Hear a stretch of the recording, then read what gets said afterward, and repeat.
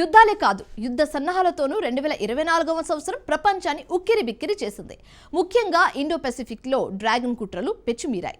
ఫిలిప్పీన్స్పై కవ్వింపులు, Taiwan చుట్టూ యుద్ధ సన్నాహాలతో Beijing border cross చేసింది. తైవీ ఆక్రమణ విషయంలో వెనుకడుగు వేసే ప్రసక్తి లేదని పదే పదే హెచ్చరించింది.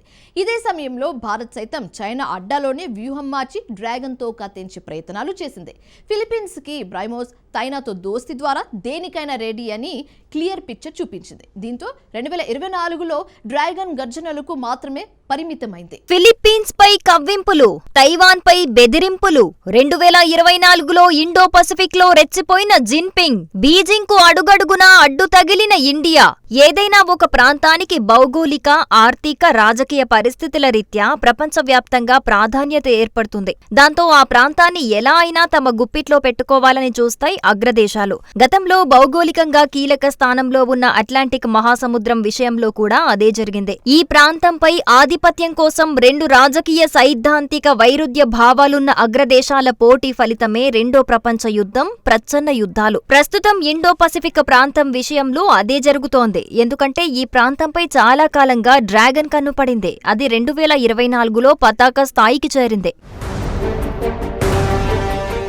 అంతర్జాతీయ వాణిజ్య రీత్యా ఇండో పసిఫిక్ ప్రాంతం చాలా ముఖ్యమైంది. ఈ ప్రాంతం కనీసం 38 దేశాలను కలిగి ఉంటుంది. ప్రపంచ ఉపరితల వైశాల్యంలో 44%, ప్రపంచ జనాభాలో 65%, ప్రపంచ జీడీపీలో 62%, ప్రపంచ వాణిజ్యంలో 46% వాటా కలిగి ఉంది. గత కొన్ని దశాబ్దాలుగా చైనా శరవేగంగా అభివృద్ధి చెందుతూ ప్రపంచంలో మరో ధృవంగా తనను తాను రూపాంతరించుకుంటుంది. చైనా తన విస్తరణ కుట్రలతో టిబెట్, హాంకాంగ్, తైవాన్లపై ఆధిపత్యం చెలాయిస్తూనే ఉంది. అంతేకాదు దక్షిణ చైనా సముద్ర దేశాలైన వియత్నాం, మలేషియా, ఇండోనేషియా, ఫిలిప్పీన్స్, బ్రూనె మొదలైన దేశాలతోనూ ఘర్షణలకు దిగుతోంది. జపాన్, చైనా మధ్య సెంకాకు దీవుల కోసం వివాదం నడుస్తోంది. దక్షిణాసియాలో సమతుల్యతలు దెబ్బతీసే విధంగా ఇండియా ప్రయోజనాలకు విరుద్ధంగా శ్రీలంక, మాల్దీవులు, బంగ్లాదేశ్, నేపాల్లోనూ చైనా ప్రాజెక్టులు చేపడుతోంది. పాక్ ఆక్రమిత కాశ్మీర్ గుండా పాకిస్తాన్తో కలిసి వివిధ ప్రాజెక్టులు చేపట్టింది. లడఖ్ నుంచి టిబెట్ మీదుగా హాంకాంగ్, తైవాన్ వరకు, శ్రీలంక నుంచి ఫిలిప్పీన్స్ వరకు,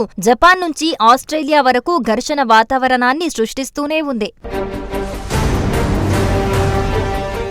దక్షిణ చైనా సముద్రంలో చిన్న పెద్ద కలిసి సుమారు 250 వరకు దీవులుంటాయి. ఆటుపోట్ల కారణంగా కొన్ని దీవులు కొన్ని నెలల పాటు నీళ్లలో మునిగి ఉంటాయి, కొన్ని పూర్తిగా మునిగే ఉంటాయి. ఈ ప్రాంతం హిందూ మహాసముద్రం, పసిఫిక్ మహాసముద్రం మధ్యన ఉంటుంది. దీని చుట్టూ China, Taiwan, Vietnam, Malaysia, Indonesia, Brunei, Philippines దేశాలుంటాయి. అయితే ఆక్రమణ కాంక్షతో రగిలిపోతున్న చైనా మాత్రం ఈ మొత్తం ప్రాంతం తమదే అని వితండవాదం చేస్తోంది. దాదాపు అన్ని దేశాలు ఈ ప్రాంతంలో తమకు కూడా వాటా ఉందని ప్రకటించుకున్నాయి. వాస్తవానికి రెండో ప్రపంచ యుద్ధ సమయంలో దక్షిణ చైనా సముద్ర ప్రాంతం 1939 నుండి 1945 వరకు జపాన్ ఆక్రమణలో ఉంది. యుద్ధంలో జపాన్ ఓటమి తర్వాత దానిని స్వాధీనం చేసుకోవటానికి చైనా నౌకలను పంపింది. యుద్ధం తర్వాత చైనా ప్రభుత్వం 30 లక్షల చదరపు కిలోమీటర్లలో ఎక్కువ భాగం తనదిగా అన్ని ద్వీపాలను ఒకే రేఖపై చూపిస్తూ ఓ మ్యాప్ విడుదల చేసింది. అప్పటి నుంచి దక్షిణ చైనా సముద్రంలోకి ఇతర దేశాలను అడుగుపెట్టనీయటం లేదు.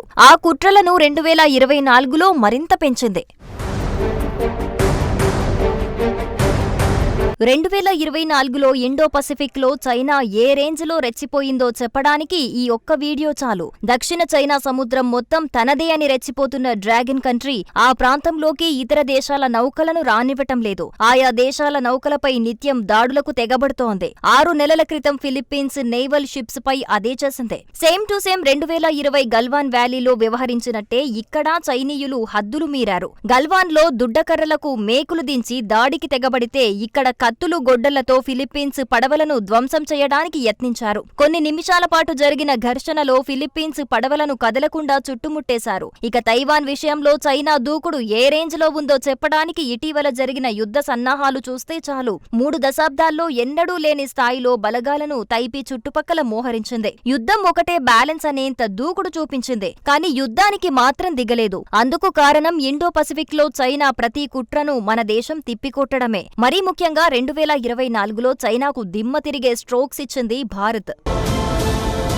దక్షిణ చైనా సముద్రంలో డ్రాగన్ ను నిలువునా వణికించే విజువల్స్ ఇవే. నిత్యం ఫిలిప్పీన్స్ పై రెచ్చిపోయి దాడులు చేస్తున్న వేళ ఆ దేశానికి భారత్ అండగా నిలిచింది. మన బ్రహ్మాస్త్రం బ్రహ్మోస్ సూపర్ సోనియక్ క్రూజ్ మిసైల్ ను ఫిలిప్పీన్స్ కు అప్పగించింది. బ్రహ్మోస్ క్షిపణుల కోసం భారత్ ఫిలిప్పీన్స్ మధ్య 2022 జనవరిలోనే $375 మిలియన్ ఒప్పందం కుదిరింది. ఒప్పందంలో భాగంగా 3 ఎక్స్పోర్ట్ వేరియంట్ల బ్రహ్మోస్ మిసైల్ వెపన్ సిస్టంలను మనీలాకు అందజేశారు. ఒక్కో సిస్టంలో 2 మిసైల్ లాంచర్లతో పాటు ఓ రాడర్, ఓ కమాండ్ కంట్రోల్ సెంటర్ ఉంటాయి. ఈ మిసైల్ లాంచర్ల నుంచి కేవలం 10 సెకండ్ల వ్యవధిలో 2 మిసైళ్లను ప్రయోగించొచ్చు. బ్రహ్మోస్ క్షిపణిని మనీలాకి అప్పగించే ముందు జైశంకర్ ఆ దేశంలో పర్యటించారు. ఫిలిప్పీన్స్ సార్వభౌమత్వానికి మద్దతిస్తామని హామీ ఇచ్చారు. రక్షణ, భద్రత సహా అనేక రంగాల్లో మనీలాతో సహకారానికి సిద్ధంగా ఉన్నట్లు ప్రకటించారు. సముద్ర చట్టాలను అన్ని దేశాలు పాటించాలంటూ పరోక్షంగా చైనాపై పంచు విసిరారు. వెంటనే బీజింగ్ నుంచి రియాక్షన్ వచ్చింది.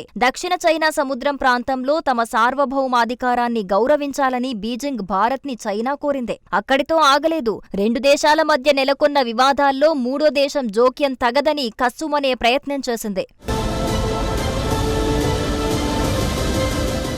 ఫిలిప్పీన్స్ కు అండగా నిలవటం ద్వారా చైనాకు తన ఉద్దేశమేంటో మోడీ సర్కారు చెప్పకనే చెప్పింది. అక్కడితో అంతా అయిపోలేదు. ఆ తర్వాత చైనా తనదిగా చెప్పుకుంటున్న తైవాన్ విషయంలో సంచలన నిర్ణయం తీసుకుంది. ప్రజాస్వామ్య ప్రభుత్వ పాలనలో కొనసాగుతున్న తైవాన్ ను మాతృదేశానికి ద్రోహం తలపెట్టిన భూభాగంగా పరిగణిస్తోంది చైనా. దాన్ని తమ దేశంలో భాగంగానే గుర్తించాలంటూ ప్రపంచ దేశాలపై ఒత్తిడి తెస్తోంది. దీంతో చాలా కొద్ది దేశాలే ద్వీపదేశంతో అధికారికంగా దౌత్య సంబంధాలు నెరుపుతున్నాయి. అత్యధిక దేశాలు అనధికారికంగా సంబంధాలు కొనసాగిస్తున్నాయి. ఇలాంటి సమయంలో తైవాన్ తో ఏ దేశం ఎలాంటి ఒప్పందాలు కుదుర్చుకున్నా బీజింగ్ కు కాలుతుంది. ఇండియా ఆ విషయంలోనే జిన్పింగ్ ప్రభుత్వాన్ని సవాల్ చేసింది. తైవాన్ కి దౌత్యపరంగా దగ్గరవుతూ చైనాను రెచ్చగొట్టింది. ఇటీవలే ముంబైలో తైపై ఆర్థిక సాంస్కృతిక మండలి కార్యాలయం ప్రారంభమైంది. తద్వారా తైపీతో అధికారికంగా దౌత్య సంబంధాలు చేసుకున్నట్టయింది. ఇలా ఇండో పసిఫిక్ లో చైనా ప్రతి కుట్రను భారత్ తన దౌత్య వ్యూహాలతో తిప్పి కొడుతూనే ఉంది. అటు అమెరికా సైతం ఫిలిప్పీన్స్ తైపీకి అండగా నిలుస్తోంది. అందుకే 2024లో ఇండో పసిఫిక్ రీజియన్ లో చైనా కేవలం గర్జనలకే పరిమితమైంది.